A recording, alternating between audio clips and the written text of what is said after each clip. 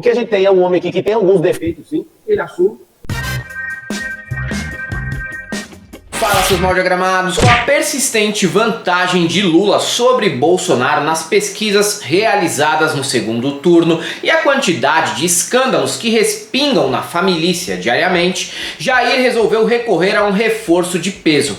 Pablo Marçal é a mais recente contratação da campanha do mito. O pastor coach evangélico freestyle se reuniu com o presidente e Carla Zambelli numa live de nada menos que 3 horas e meia para tentar convencer os influencers digitais para que eles deixem de lado a reputação e ajudem a reeleger o capitão. Você vai colocar sua reputação um pouquinho de lado. Deixa eu te explicar por quê. Porque esse homem aqui, ele tem colocado há muitos anos a reputação dele para a gente viver livre.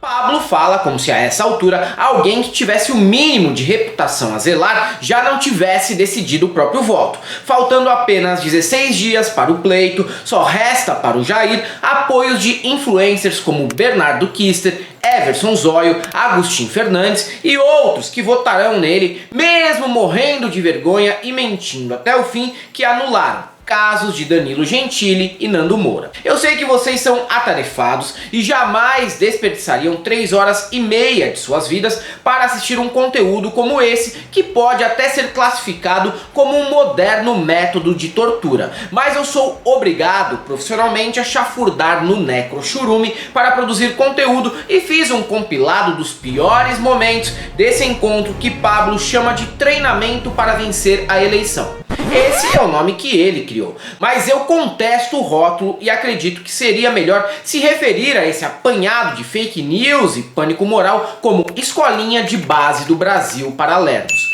Todas as técnicas que a direita explora com maestria no Zap Zap estão ali. E quais são elas? Repetição e orquestração, desfiguração de fatos, boataria, acusação de atrocidades, imputação de crimes, inflação hiperbólica de riscos e outras que veremos a seguir. Temas como aborto, liberação de drogas, esquerda de iPhone, antifeminismo também não ficaram de fora numa live como essa. E claro, com o envolvimento do pastor coach, não poderia deixar de rolar o pedido do dízimo, do Pix para a campanha do mito. Logo de cara, a dupla Jair e Pablo cita o posicionamento de Lula sobre aborto. O petista já disse que é pessoalmente contra, mas que entende que a discussão deve ser feita, embora isso não seja da alçada presidencial. Por outro lado, assim como Edir Macedo, Jair Bolsonaro não chega a ser reacionário sobre esse tema, viu? Ele mesmo pensou em abortar o Sinforoso e já disse que isso é uma decisão da mulher, o que foi inclusive o momento mais feministão da trajetória dele. Ou seja, Jair usa o recurso de ser anti-aborto porque pega bem entre o eleitorado cristão, mas se pudesse, teria evitado o 04. O que também seria uma das melhores decisões da trajetória dele, vamos ser justos. Agora o Lula virou contrário ao aborto. Ele viu que pegou mal, ele fala que o aborto é questão de saúde pública, que essa história de família é algo ultrapassado. Pegou mal, ele muda de posição. Outra pauta moralista vem à tona na sequência, quando Pablo Marçal acusa Lula de ter uma lista enorme de crimes. Quais? Bom, ele não vai citar, mas entre as técnicas do bolsonarismo, a generalização simplista basta. Ele mesmo apelou para essa generalização simplista quando levou 30 otários sem treinamento para uma escalada em montanha no meio de condições climáticas adversas. Para atrair os incautos, naquela época Pablo disse que bastava pensamento positivo para superar o desafio.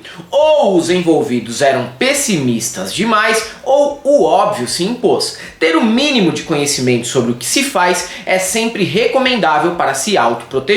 O que a gente tem é um homem aqui que tem alguns defeitos, sim, ele assume. Agora, do outro lado, a gente tem um criminoso com a lista extensa de crimes.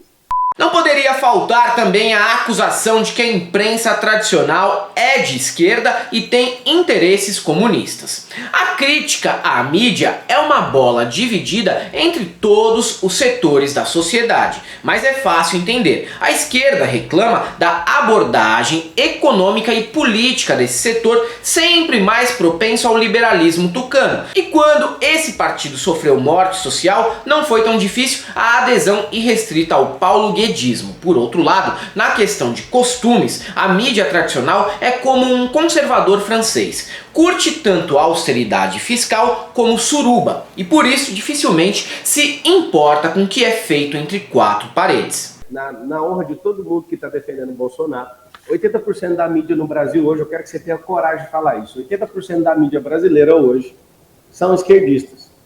Aos 19 minutos de transmissão, Pablo recorre à linguagem militarista para convocar o eleitorado. Isso também é comum no bolsonarismo. Como esse bando de fudidos que são donos de lojinha de capinha de celular ou revendedora de Volkswagen Jetta alienado mal conseguem dar um tiro de 22 sem desenvolver lesão crônica no cotovelo, é bom recorrer a um imaginário em que eles pertencem a uma tropa desarmada e desalmada que combaterá o risco iminente do comunismo, termo que pode se encaixar tanto às propostas de governo de um Eduardo Leite como às de Leonardo Péricles. Nós vamos treinar o batalhão. Por mais que o presidente é um militar, ele não gosta que fala dessa forma, mas eu quero te falar, vocês estão sendo convocados por mim. Ele vai falar convidado, mas eu vou te falar, é convocação. Pra gente um dia não precisar pegar em arma, pra um dia a gente não ficar louco. Recentemente resgataram uma entrevista em que Jair Bolsonaro revela ao The New York Times que gostaria de comer uma sopinha de índio com banana e quem sabe com uma pimentinha e um crouton para acompanhar. Ninguém inventou. Ele disse que pretendeu cometer o ato de canibalismo, porém os frouxos que estavam com o Jair naquela viagem não toparam. Isso pegou mal. E como sempre eu digo, não é preciso recorrer a fake news para expor a escrotidão dessa galera. A vida deles já é um escândalo por si só. Mesmo assim, Bolsonaro teve a pachorra de alegar que era uma mentira. E se for mentira, então mais uma vez o presidente criou história inverídica para chocar, como da vez em que disse que o avô era nazista, mesmo que na época da Segunda Guerra o cara estivesse trabalhando em um jornal do interior de São Paulo. Depois de passar a eleição não adianta. Está sepultado praticamente, os caras inventam uma em cima da outra. Como inventaram agora que eu sou canibal. Eu acho que eu não vou nem discutir esse assunto. Chega às raias do ridículo. Cozinha por 2, 3 dias e come com banana. E daí eu queria ver o índio sendo cozinhado. Daí o cara, se for, tem que comer. Eu falei, eu como. Em seguida, Pablo Marçal cria a fanfic de que se o PT ganhar, o seu filho voltará para casa de olhos vermelhos de tanto fumar uma ganza da boa. Não sei em que país esse sujeito vive, talvez o país Tamboré 1, mas uso de drogas já é problema crônico no Brasil atual e nem tão tabu assim. Talvez ele não perceba isso, porque os aditivos usados em Alphaville não costumam deixar os olhos vermelhos e sim o nariz branco. Se você quer que seu filho chegue no final do dia com o olho vermelho, com droga liberado pelo Estado, vota em quem é o cara que está fazendo essa relativização. Quem que é? O Lula. O alívio cômico da live fica por conta da constatação de que Pablo Marçal é uma pessoa que não sabe e nem consegue guardar segredos. Foi do mais absoluto nada que ele lembrou de uma vez em que Eduardo Bolsonaro foi detido em Caldas Novas, cidade que já foi destino para a jovem tomar todas e entrar em clima de muita azaração e overdose, mas que hoje é mais indicada para famílias e idosos que pretendem passar o dia todo nas piscinas de águas termais, também conhecidas como maior sopa humana do mundo.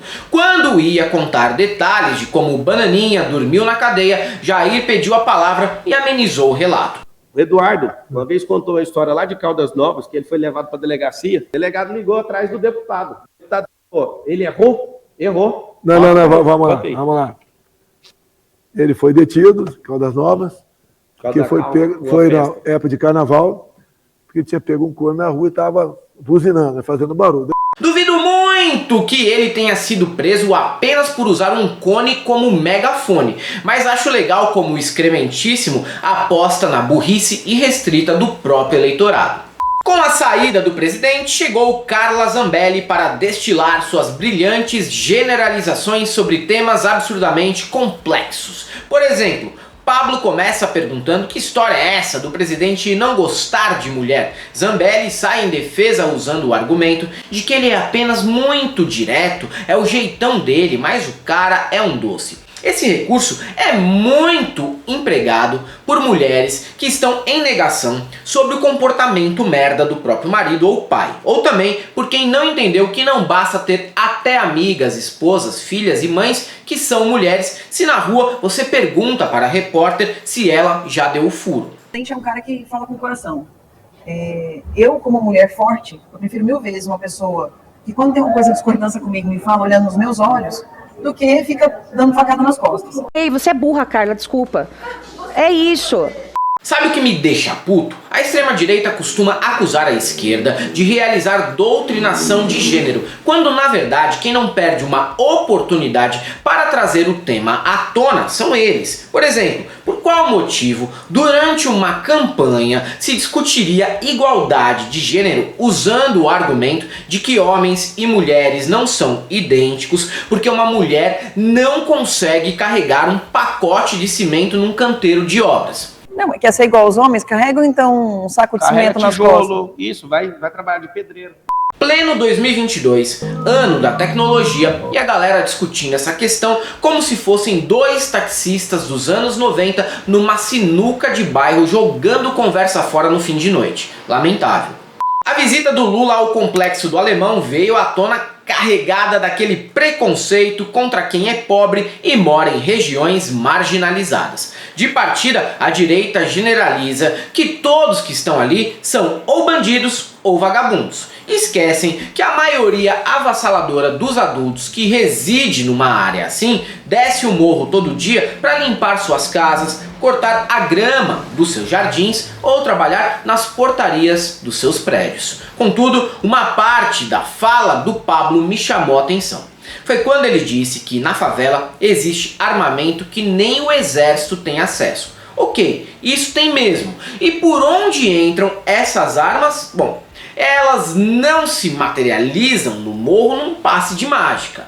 Passam de alguma maneira pelas fronteiras, portos e aeroportos. Isso sem contar aquelas armas que magicamente somem dos quartéis e reaparecem nos braços dos traficantes. Uma má estratégia é conectar o nome do exército com armamento que abastece o crime organizado, porque os assuntos são correlatos. Posso que o Lula não chegou lá no Morro do Alemão, né? E falou sobre Complexo do Alemão e falou sobre desarmamento.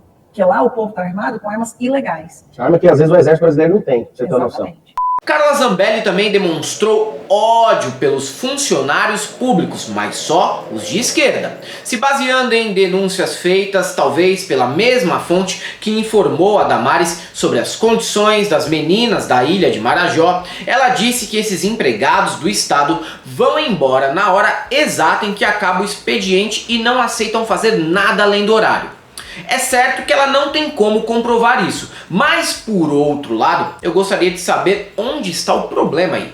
Deu o horário, tem que ir embora mesmo. Se não houver acordo de pagamento de hora extra, trabalhador nenhum deve gerar mais-valia para patrão, inclusive se o patrão for o Estado. Se liga, hein? E certamente a inveja de Zambelli com o funcionário público parte do princípio de que ela ainda não arranjou uma vaguinha que não precise ser renovada a cada 4 anos. Porque dá trabalho, imagina ter que ficar visitando Catanduva sendo expulso de caminhão. O concursado, de maneira geral, ele é esquerdista. E às vezes é difícil você colocar o esquerdista para trabalhar, viu? Das 6 horas da tarde, ó, a caneta cai no chão, ele não quer nem saber se tem coisa para entregar, se não.